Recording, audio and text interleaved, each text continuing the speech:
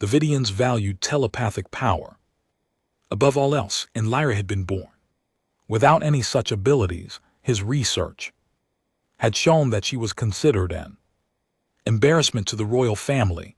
Lyra stepped forward slowly. She was shorter than her siblings, her skin a pale lavender instead of the vibrant colors the others displayed. She kept her eyes down, not looking at Jake or anyone else. She stopped a few feet away from him and spoke in a soft voice. "I accept this assignment," she said. Each word sounded painful. "For the honor of the Empire." The Chancellor seemed satisfied with this outcome. "Then it is settled. Princess Lyra Vidian will serve as diplomatic liaison to Sergeant Morrison for a period of no less than 1 standard year. The Council recognizes this as fulfillment of the reward tradition." The ceremony continued with more formal declarations and speeches, but Jake barely heard any of it. He watched Lyra return to her delegation, where her siblings didn't even acknowledge her presence. Her father had already turned away, discussing something with his advisors, as if she had ceased to exist. After the ceremony ended, Jake was surrounded by well-wishers and confused colleagues. Cannell Peters pulled him aside, looking both impressed and bewildered. "Morrison, what the hell was that about?" Peters asked quietly. "You could have asked for anything. Why a Vidian princess that nobody even respects?" Jake glanced across the hall to where Lyra stood alone, her few belongings already packed in a small case. No one from her delegation was saying goodbye to her. "I have my reasons, sir," Jake said. "Good ones. This better not be about something stupid," Peters warned. "The brass is going to want answers. They'll get them," Jake promised eventually. What he didn't say was that those answers would probably surprise everyone, himself included, because while everyone thought he had made the strangest choice possible, Jake knew something they didn't. He knew exactly who Lyra was and what she had done during the war. He knew that the weakest princess was anything but weak. He just had to convince her of that. As the crowds began to disperse, Jake made his way toward Lyra. She saw him coming and straightened her shoulders, clearly preparing for whatever humiliation she thought was coming next. "Princess Lyra," Jake said formally, "our transport leaves in 3 hours. Is there anything you need before we depart?" She looked at him with confusion. "You're asking what I need?" "Yes, ma'am." "Then I'll see you at the landing. Bay 7, Dock 3. He walked away before she could respond, leaving her standing there with an expression of complete bewilderment.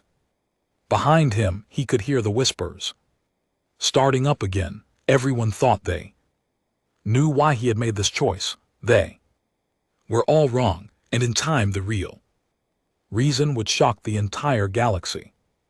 The transport ship Valiant Dawn was nothing fancy, just a standard military vessel designed to carry personnel and cargo between sectors.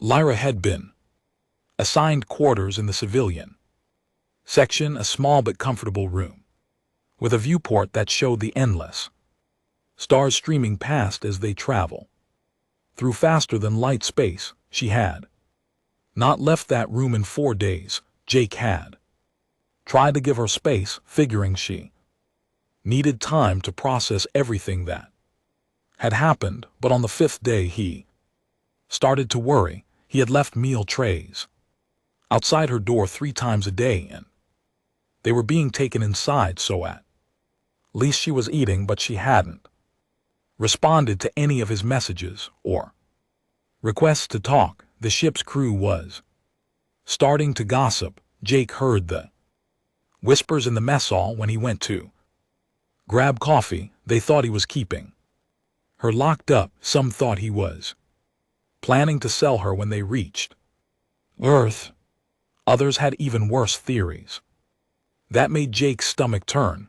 On the sixth day, Jake decided enough was enough. He walked to Lyra's quarters and pressed the door chime, then waited. No response. He pressed it again. Princess Lyra, he said to the door panel, I'm not trying to intrude, but we need to talk. I'm coming in unless you tell me not to. He waited 30 seconds. Silence. Jake keyed in his override code, and the door slid open. Lyra was sitting on her bunk staring out the viewport. She didn't even turn to look at him when he entered. Her skin, already pale compared to other Vidians, looked almost transparent in the starlight. You should have asked permission first, she said quietly. I did, Jake replied, staying near the door twice. You didn't answer. Maybe I didn't want to talk to you. But people are starting to make up stories about what's happening in here. And I figured you'd want to know about that. That got her attention. She turned to look at him, her eyes wide. What kind of stories, she asked. The bad kind, Jake said honestly. The kind where I'm the villain and you're the victim. I'd like to clear that up before it becomes a real problem. Lyra stood up, her hands clenched at her sides. And how exactly do you plan to clear it up? By parading me around the ship like a trophy, by making me smile and pretend this isn't the most humiliating thing that's ever happened to me. Her voice had risen, and Jake could see tears forming in her eyes. He held up his hands in a peaceful gesture. I'm sorry, he said.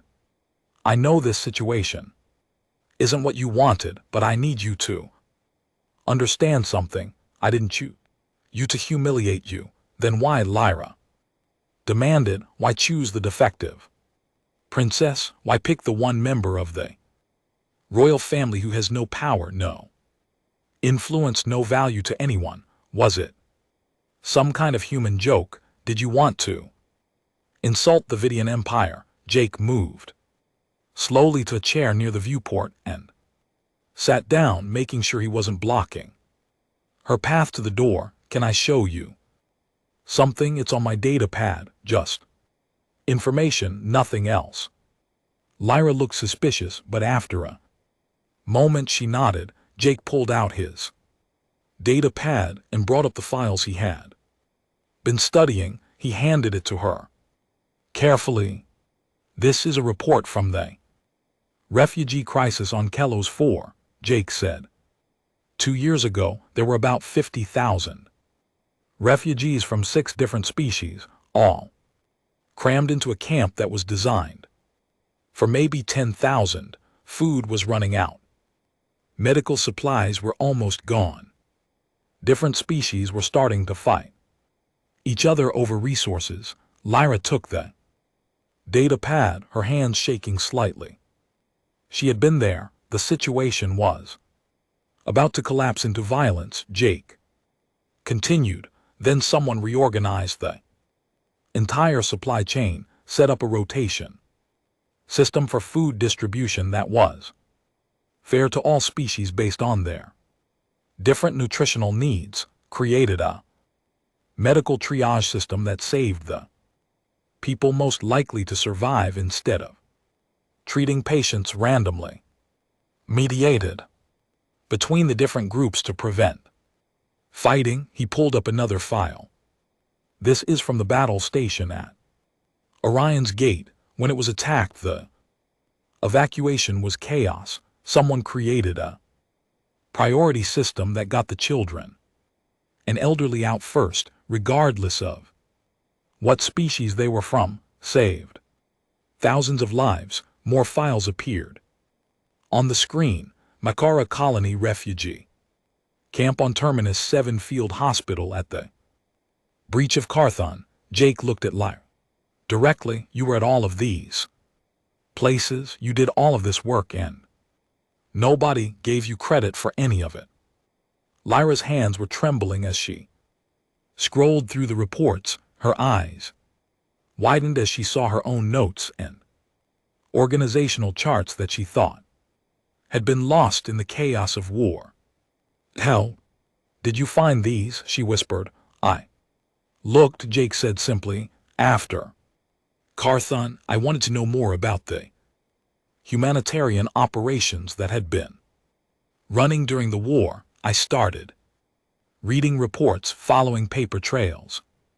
Your name kept appearing in footnotes and secondary sources, always doing the work, never taking credit." He pulled up one more file and his voice became softer. "This one is from a colony world called Haven's Rest. It was attacked during the war. The military couldn't get there in time. Civilians were trying to evacuate, but there weren't enough ships." Lyra's face went pale. She remembered the screams and the fire and the desperate scramble to get people onto any ship that could fly. "There was a young human doctor there," Jake continued. "She stayed behind to make sure the patients got evacuated first. She sent a final message to her family before the colony fell." In the background of that video, there's a young Vidian woman organizing the evacuation, refusing to give up even when it was clearly hopeless. Jake's voice became rough with emotion. "That doctor was my sister, Amy Morrison. She died on Haven's Rest along with 200 other people who didn't make it out." Lyra dropped the data pad. It clattered on the floor between them. She stared at Jake in horror. "I didn't know," she said. "I tried to save everyone, but there weren't enough ships and the attack came so fast and I couldn't." "I know." Jake interrupted gently. "You did everything you could. Amy's last message mentioned you.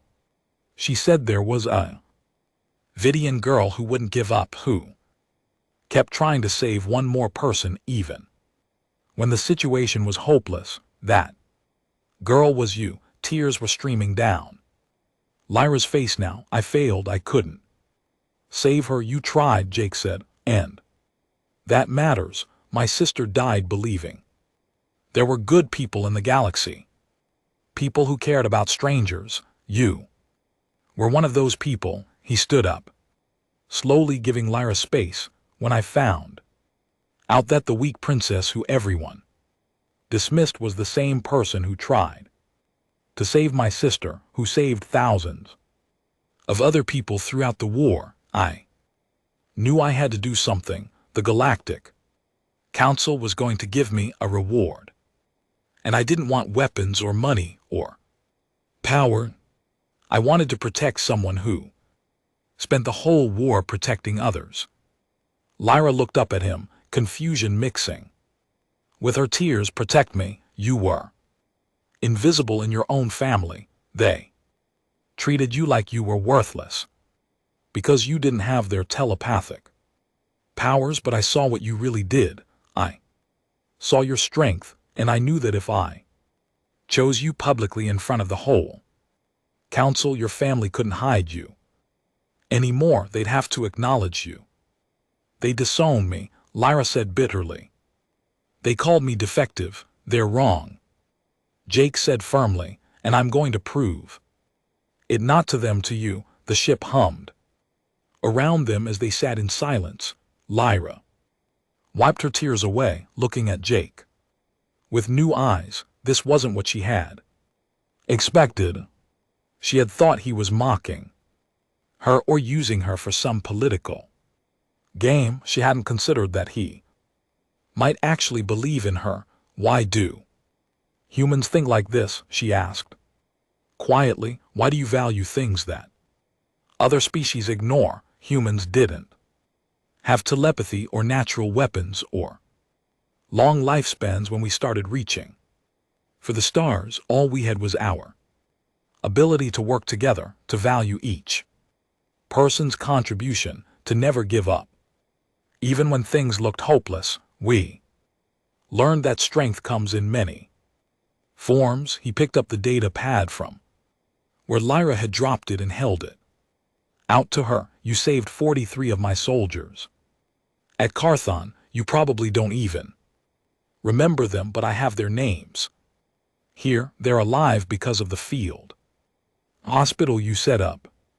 I need you to understand something, Princess. You're not weak. You're one of the strongest people I've ever encountered. You just needed someone to see it. Lyra took the data pad with shaking hands and looked at the list of names, 43 soldiers who were alive because she had refused to give up even when everyone else said the situation was hopeless. What happens now? She asked. Now we go to Earth, Jake said, and you show the galaxy what real strength looks like. Earth looked like a blue and green jewel hanging in the darkness of space. Lyra pressed her face against the viewport as the valiant dawn descended through the atmosphere, watching clouds rush past and oceans spread out below. She had seen many worlds during the war, but none had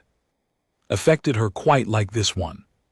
It's beautiful, she said softly. Jake stood beside her, looking down at his home planet. Yeah, it is hard to believe that a few years ago we thought we were alone in the universe. The ship landed at a military facility outside a city called Denver. When the boarding ramp lowered, Lyra felt warm air rush into the cabin, carrying smells she had never experienced before, plants and rain and something else she couldn't identify.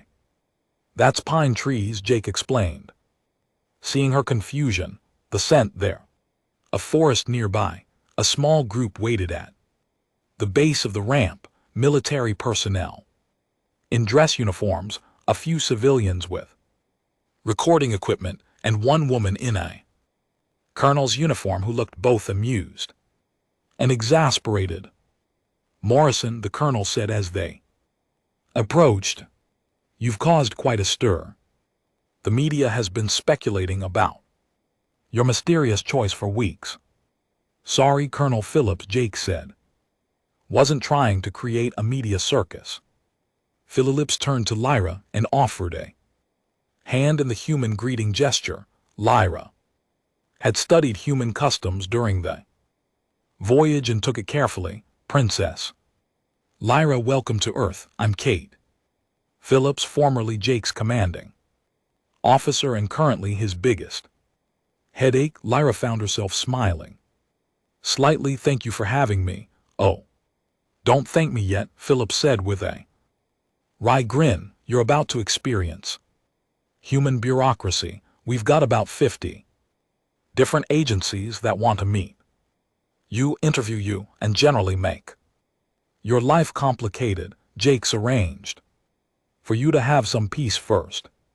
Though the first few days on Earth were overwhelming. Lyra was given quarters in a residential area near the military base, a small apartment that Jake helped her set up. He showed her how to use human technology, introduced her to human food, and patiently answered her endless questions about his species and their culture. What surprised Lyra most was the diversity. On Vidian, everyone looked similar, thought similarly, valued the same things, but humans came in countless variations, different colors, different sizes, different beliefs and customs. They argued with each other constantly, but somehow made it work. Don't you fight? Lyra asked one evening as they ate dinner at a small restaurant. With so many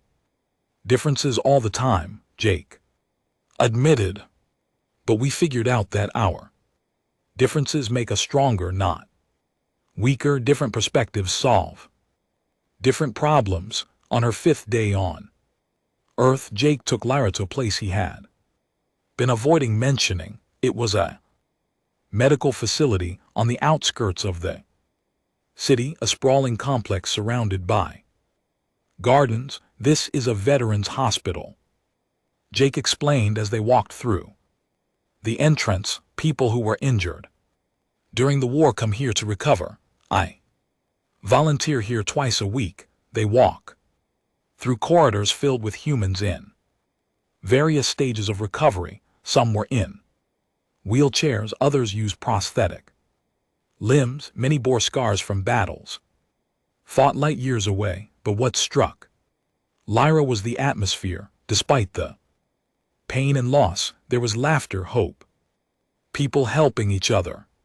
Jake introduced her to several patients, and Lyra found herself falling into familiar patterns. She asked questions about their injuries, their treatment plans, their concerns. Before she realized it, she was offering suggestions, drawing on her experience from the refugee camps and field hospitals. You could reorganize the physical therapy schedule, she told one of the doctors, if you stagger the sessions based on injury type rather than arrival time. You could treat 30% more patients with the same staff. The doctor looked at her in surprise, then pulled out a data pad and started making notes. That could actually work. Where did you learn medical administration?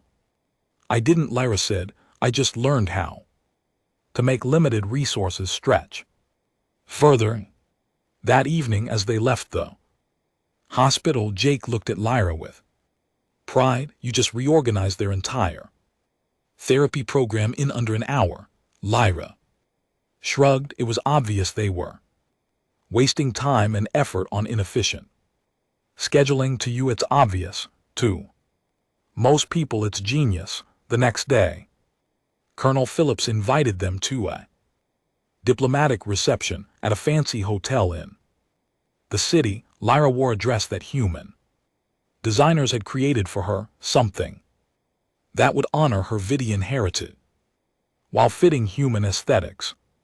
She felt uncomfortable in the formal setting, surrounded by important people who all seemed to know each other.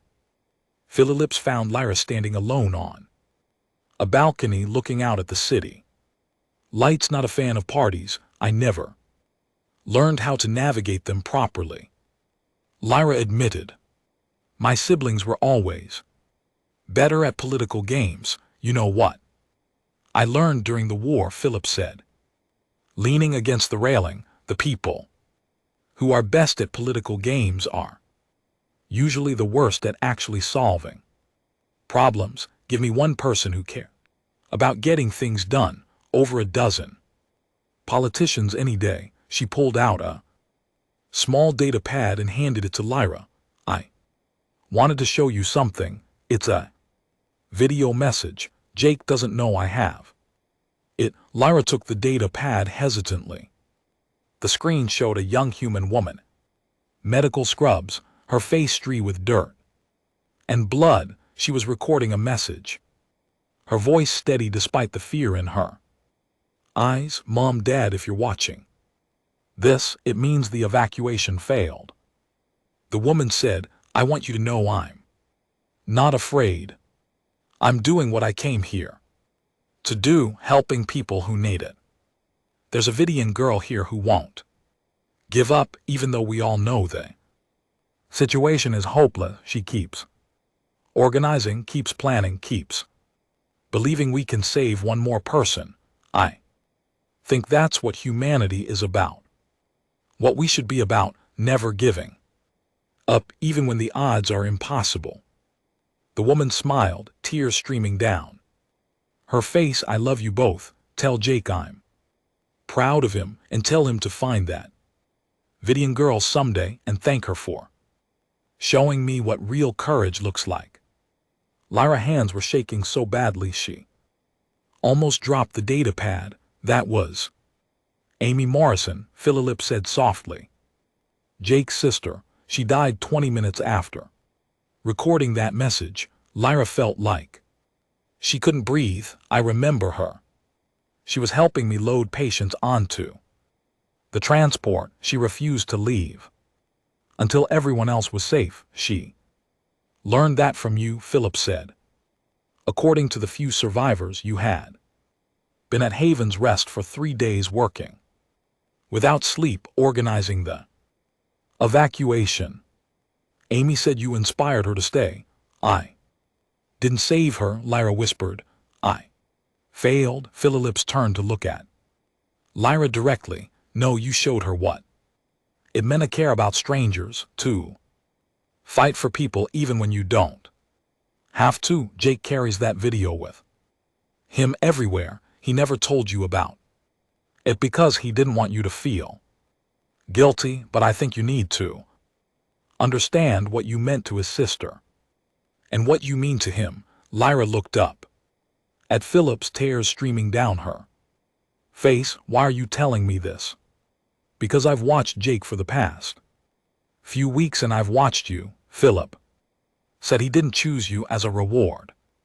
He chose you because when the Galactic Council asked him what he wanted, the only thing he could think of was protecting the person who tried to save his sister, the person who represented everything good that came out of that terrible war. She put a hand on Lyra's shoulder. You spent your whole life being told you were worthless because you didn't have the powers your family valued, but Jake saw what you really were, someone who saved lives with nothing but intelligence, compassion, and stubborn refusal to give up. That's worth more than all the telepathy in the galaxy. Later that night, Jake found Lyra sitting alone in a garden outside the hotel. He sat down beside her without saying anything, just offering his presence. Canal. Philip showed me the video, Lyra said quietly. Your sister's last message? Jake nodded. I figure she might. Kate has a habit of doing things I specifically asked her not to do. She said you didn't choose me as a reward. I didn't, Jake confirmed.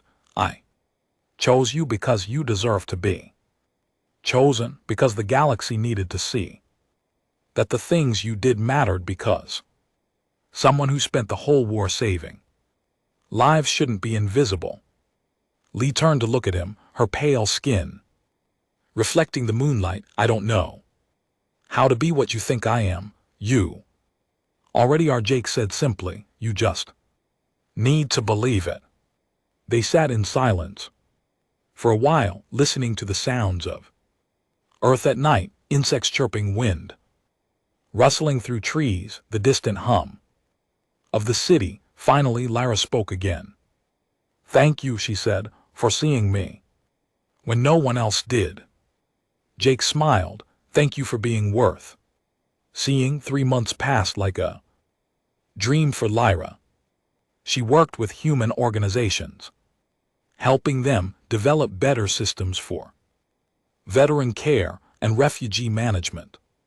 She gave lectures at universities, sharing her experiences from the war. She even started writing a manual on crisis management that combined human innovation with lessons from her time in the camps. For the first time in her life, Lyra felt valuable, not despite her lack of telepathic powers, but because of her actual skills and knowledge. Humans didn't care that she couldn't read minds, they cared that she could solve problems. Then everything changed. It started with a news report. The Galactic Council was forming a new position called the Commissioner of Humanitarian Affairs, someone who would oversee all refugee and relief operations across Council space. It was a powerful position, and several prominent politicians were already campaigning for it. They should give it to you, Jake said when they watched the announcement together. Lyra laughed. Me, Jake, I'm not a politician. I'm just someone who knows how to organize supply lines. Exactly, Jake replied. The galaxy doesn't need another politician in that Role, it needs someone who's actually done the work.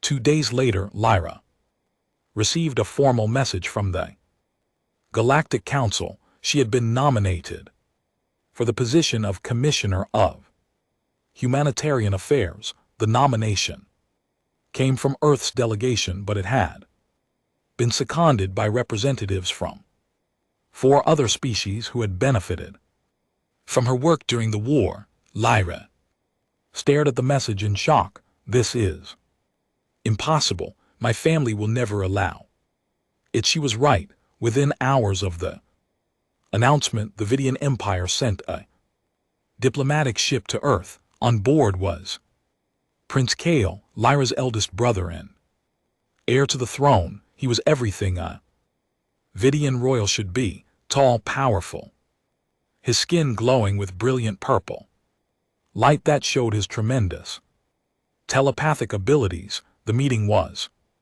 held in a conference room at the Earth Embassy.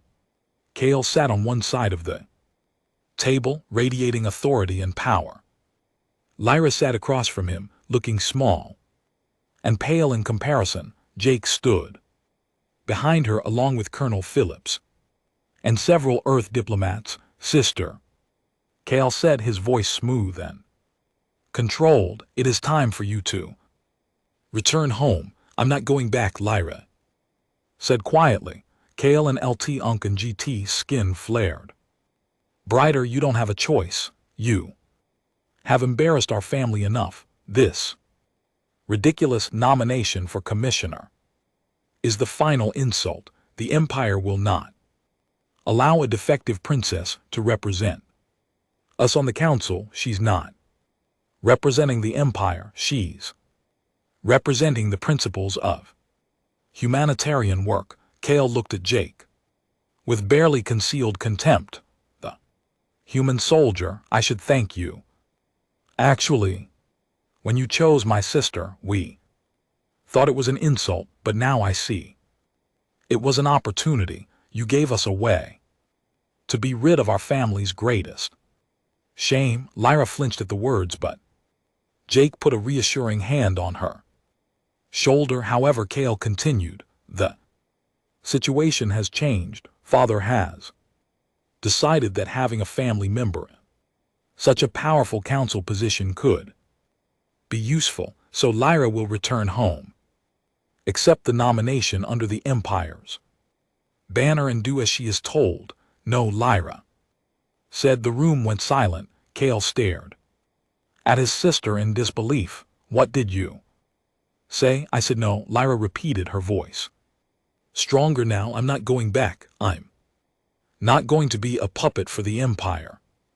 If I accept this position, it will be on my own terms.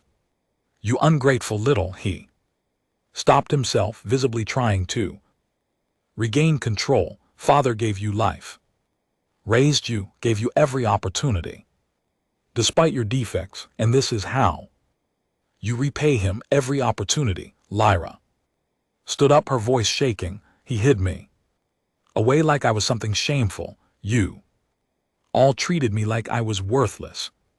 Because I couldn't read minds, I spent my entire childhood trying to earn your approval, trying to be useful in any way you'd accept, and you know what? I was useful. I saved thousands of lives. During the war, I developed systems that are still being used across the galaxy. But none of you noticed because you were too busy being ashamed of me. That work means nothing without power to back it up. Kael said dismissively. You are weak, Lyra. You always have been. Without the Empire's protection, you are nothing. Jake stepped forward. She saved my sister's life, or tried to. She saved 43 of my soldiers at Carthon. She's saved thousands of people across dozens of worlds. She did all of that without telepathy, without an army, without political power. She did it with intelligence and compassion and sheer stubborn determination. So don't you dare call her weak. Kael turned his attention to Jake. Ah yes, the famous human soldier. Tell me, Morrison, why did you really choose my sister? What was your plan? To use her as a pawn against the Empire to gain leverage? Galactic politics. I chose her because she deserved to be chosen, Jake said. Simply because the galaxy needed to see what real strength looks like. Real strength, Kale laughed. You know nothing about strength. Strength is power. Strength is control. Strength is continuing when you want to give up. Lyra interrupted. Her voice was steady now, certain. Strength is caring about people who can't help you in return. Strength is doing the right thing even when no one is watching. I learned that during the war, not from my family but from people like Jake's sister who stayed behind to help strangers even when she knew she would die. She walked around the table to face her brother directly. You want to talk about power? Fine. You can read minds. You can influence people's thoughts. You can do things I'll never be able to do. But you know what you can't do? You can't organize a refugee camp. You can't create a medical triage system that works for 7 different species. You can't solve real problems with telepathy alone. Kale and LT Uncan GT skin flickered with uncertain light. He wasn't used to Lyra standing up to him. I'm accepting the nomination, Lyra continued, not as a representative of the Vidian Empire, but as myself, as someone who's actually done the work. And if Father wants to disown me for that, fine. I don't need his approval anymore. Without the Empire you have nothing. She has Earth support, Colonel Phillips said, and the support of every species that benefited from her work during the war. That's more than nothing. Kale stood up, his formal robes swirling around him. Father will not forget this betrayal. Lyra, you are dead to us. Lyra, I was always dead to you, Lyra said quietly. I just didn't realize it until now. Kale left without another word, his entourage following behind him. The heavy doors of the conference room closed, and suddenly Lyra's legs gave out. She collapsed into a chair, her whole body shaking. Did I really just do that? She whispered. You did, Jake said, kneeling beside her chair. You were amazing. I just destroyed my entire family relationship. No, Phillips corrected. They destroyed it a long time ago. You just stopped pretending it existed. Over the next few weeks, the political situation became intense. The Vidian Empire lobbied hard against Lyra's nomination, calling her unqualified and claiming she was a puppet of human interests, but other species came to her defense. The Colossian refugees remembered the camp she had organized. The medical staff from Orion's Gate testified about her triage system.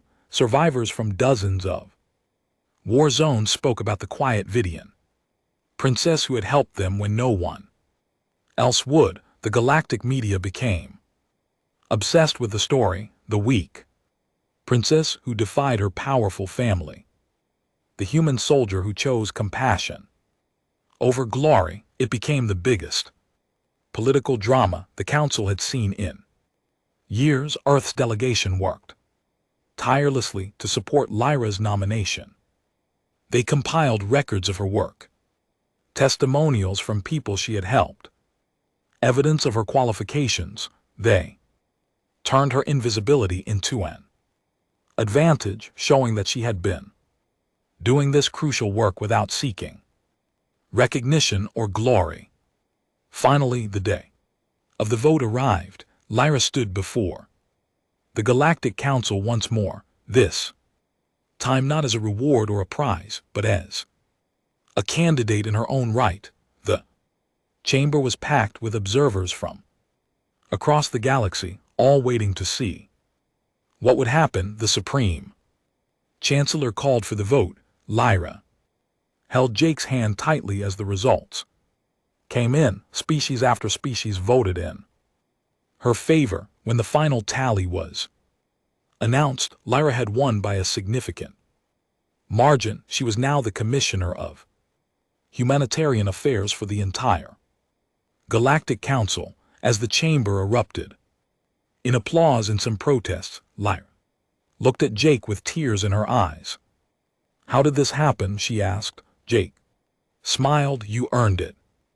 Every single vote." And somewhere in the crowd, Emperor Vaughn watched his rejected daughter accept the highest humanitarian position in the galaxy and realized too late what he had thrown away. 6 months after her appointment as Commissioner of Humanitarian Affairs, Lyra sat in her office on Earth, reviewing proposals for a new refugee crisis on the Outer Rim.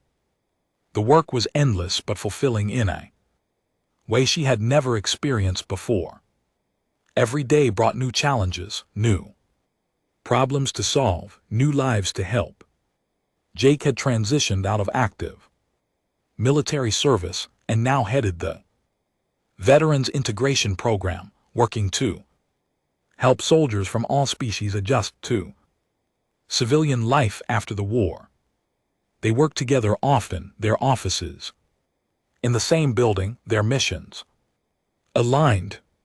The door chimed and Lyra looked up to see a young journalist from the Galactic News Network standing nervously in the doorway. His name was Marcus, human who had been covering the story of the weak princess and the soldier since the beginning. "Commissioner Lyra, thank you for agreeing to this interview," Marcus said, setting up his recording equipment. "Of course," Lyra replied, "though I still don't understand why people are so interested in my story." Marcus laughed. "Are you kidding? It's the biggest feel-good story the galaxy has had in years. Everyone wants to know more about how it all happened." The interview covered standard topics at first: Lyra's work as commissioner, her plans for humanitarian reform, her thoughts on post-war reconstruction. But then Marcus asked the question that everyone really wanted answered. "Commissioner, I need to ask about Sergeant Morrison. 6 months ago he chose you as his reward when he could have asked for anything. Looking back now, why do you think he made that choice?" Lyra smiled. "Why don't you ask him yourself? He's right outside." Marcus looked surprised as Jake entered the office carrying 2 cups of coffee. He handed one to Lyra and sat down beside her. "You want to know why I chose Lyra?" Jake asked. "That's easy. Because I recognize something the rest of the galaxy missed." Marcus leaned forward, his recorder capturing every word. "And what was that?" Marcus asked. Jake took a sip of his coffee, considering his words carefully. "During the war, I noticed a pattern. The species with the most powerful weapons, the most advanced technology, the strongest telepaths, they won battles. But they didn't win peace. Every time a conflict ended, new problems emerged.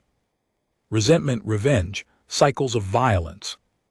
That just kept going." He glanced at Lyra. "But there were people working behind the scenes who actually solved problems. They didn't make headlines. They didn't get medals, but they kept refugees alive. They mediated disputes. Before they became wars, they built bridges between species instead of walls." Lyra was one of those people. "But you didn't know that when you first chose her," Marcus pointed out. "At the ceremony, you seemed to make the decision quickly." "I knew enough," Jake said. "I had spent 2 weeks researching before the ceremony. I read reports, followed paper trails, talked to people who had worked in humanitarian operations. Lyra's name kept appearing. Always in the background, always doing crucial work that no one acknowledged. Marcus turned to Lyra. Did you know he was researching you? Lyra shook her head. I had no idea. I thought he chose me to insult the Vidian Empire, or because he didn't understand galactic politics. I understood perfectly, Jake said.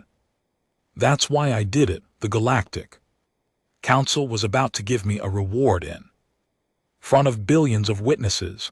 I realized I could use that moment to do something important. Not for me, but for someone who deserved recognition. So it was about recognition, Marcus asked. Partially, Jake admitted, but it was also about protection. Lyra's family treated her as worthless. She was invisible, dismissed, ignored, but the moment I publicly chose her as my reward, she couldn't be invisible anymore. The galaxy was watching her. Family couldn't hide her or pretend she didn't exist. He looked at Lyra with affection. I gave her a spotlight she couldn't hide from, and I knew that once people actually paid attention to what she'd been doing, they'd see what I saw. Someone extraordinary. Marcus scribbled notes furiously. But there's more to the story, isn't there? Your sister, Amy Morrison. The mood in the room shifted. Jake's expression became more serious. Amy was working on Haven's Rest when it was attacked. She died there along with many others, but before she died, she sent a final message. In it, she mentioned a Vidian girl who inspired her with her courage and determination. That girl was Lyra. Lyra reached over and took Jake's hand. The gesture didn't escape Marcus. Notice, when I found out that the dismissed princess was the same person who tried to save my sister, Jake continued, I knew I had to do something. Amy died believing in the goodness of people, believing that compassion mattered more than power. Lyra represented everything Amy believed in, so you chose her to honor your sister's memory. Marcus said that's part of it. Jake agreed, but there's something deeper that I think most people don't understand. When the Chancellor asked me what I wanted as a reward, I realized I didn't want anything for myself. I'd spent 3 years fighting a war. I'd seen so much death, so much destruction. The idea of getting weapons or technology or power just felt empty. He paused, gathering his thoughts. But I could use that reward to do something good. I could use it to protect someone who had spent the entire war protecting others. I could use it to challenge the galaxy's idea of what strength really means, because Lyra represented a kind of strength that the Galactic Council had been ignoring. What kind of strength? Marcus asked. The strength to care, Lyra said softly. The strength to keep trying when everything seems hopeless. The strength to value life over power. Jake nodded. Exactly. The galaxy measures strength in telepathic ability, military might, political influence, but those things don't save lives in a refugee camp. They don't prevent wars. They don't build lasting peace. He looked directly at Marcus and the camera. I chose Lyra because I wanted the galaxy to see a different kind of hero, not someone who won battles, but someone who won peace. Not someone with incredible powers, but someone with incredible compassion. And I wanted to prove that the people we dismiss, the ones we call weak or defective, might actually be exactly what we need most. Marcus was quiet for a moment, processing this. That's quite a statement to make. It needed to be made. Jake said too many people like Lyra get overlooked because they don't fit traditional definitions of power or success. But if we're going to build a better galaxy after this war, we need to value the peacemakers as much as the warriors. We need to recognize the organizers, the mediators, the people who do the hard work of keeping societies functioning. Lyra added, what Jake did was revolutionary, whether he meant it to be or not. He used the council's own traditions against them. They expected him to request something that reinforced existing power structures. Instead, he requested something that challenged them, and it worked, Marcus observed. You're now one of the most powerful officials in the council. The work is what matters, Lyra said, not the position. I would have been happy continuing to run refugee camps if that's where I was needed, but this position gives me the ability to help more people, to implement systems on a larger scale. That's what I care about. Jake smiled at her. That's exactly why you deserve it. Marcus looked between them. There's clearly a strong bond between you two. Are you partners? Lyra said firmly. In every sense that matters. Jake saw value in me when no one else did, including myself. He gave me the courage to stand up for myself, to believe in my own worth. That's a gift beyond measure, and Lyra taught me that the best way to honor those we've lost is to protect those who are still here. Jake added, my sister died believing in compassion and courage. Every day, Lyra demonstrates those qualities. Working with her keeps Amy's spirit alive. The interview continued for another hour, covering Lyra's plans as commissioner and Jake's veteran programs. But the moment that would be replayed across the galaxy was the explanation of why Jake made his choice. When the interview aired a week later, it sparked a galactic conversation about how societies measure worth and value. Multiple species began reconsidering their own cultural biases, looking for their own overlooked talents. The concept of strategic compassion that Jake mentioned became a widely discussed topic in political and military armies. Lyra and Jake watched the interview together in their shared apartment.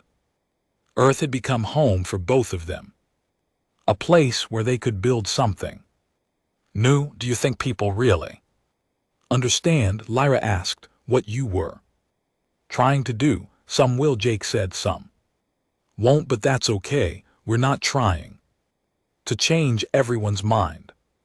We're just trying to show that there's another way to think about strength and value. Message appeared on LRA's data pad. It was from the Humanitarian Corps, the program they had created together to recruit overlooked individuals for humanitarian work. The first graduating class was ready, 27 beings from different species who had all been dismissed or undervalued by their societies. Look at this, LRA said, showing Jake the roster: a Vidian with no telepathy, a Valoran who refused military service, a Kelton who was considered too emotional for traditional work, all of them trained and ready to make a difference. Jake read through the list, pride evident on his face. They're going to change the galaxy. You already did, LRA said softly. When you chose the weakest princess, you showed the galaxy that weakness is just strength they hadn't learned to recognize yet. Jake pulled her close. I didn't choose the weakest princess. I chose the strongest person I knew. The galaxy just couldn't see it. Outside their window, Earth turned slowly in the darkness, home to two souls who had found each other in the aftermath of War, one had been called weaker and tired. Life, the other had seen past. Appearances to the truth beneath. Together, they were proving that the greatest strength isn't power over others, but the courage to value what others dismiss. The reason Jake Morrison chose Princess Lyra shocked the galaxy because it challenged everything they believed about power and worth. He didn't choose her despite her perceived weakness. He chose her because her quiet strength had been saving lives while others pursued glory. He chose her to honor his sister's belief in goodness. He chose her to challenge a galaxy that had forgotten to value compassion. But most of all, he chose her because she represented hope, hope that after all the destruction of war, people still existed who would sacrifice everything to help strangers. Hope that kindness mattered more than power, hope that the galaxy could become something better than it was, and in choosing her, Jake Morrison proved that sometimes the most powerful thing a person can do is recognize the value in someone the world has overlooked. That was the reason that shocked the galaxy. That was the reason that changed everything.